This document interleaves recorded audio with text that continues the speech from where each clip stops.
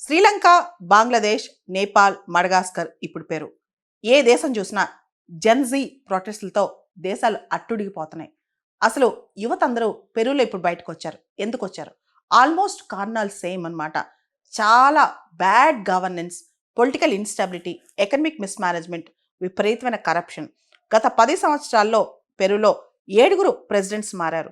గత 20 సంవత్సరాల్లో వచ్చిన అందరు ప్రెసిడెంట్స్ పైన ఆల్మోస్ట్ కరప్షన్ చార్జెస్ ఉన్నాయి. లాస్ట్ 10 ఏళ్ల మనం చూస్తే పెరులో విపరీతంగా కరప్షన్ అంట. దానికి అంతు లేకుండా పోయింది. ప్రొటెస్టర్స్ నిరసనకారులందరూ చెప్పే మాట ఒకటే. పెరులో కాంగ్రెస్ కావచ్చు, ఎలిటిస్ట్ క్లాస్ కావచ్చు, జ్యుడిషియరీ కావచ్చు అందరూ కుమ్మక్కైపోయారు. అందరూ కుమ్మక్కై పేదలకు వ్యతిరేకంగా వాళ్ళందరూ పాలిసీస్ చేస్తున్నారు. వాళ్ళేమో కరప్షన్ చేసుకుని విపరీతంగా డబ్బులు సంపాదిస్తున్నారు.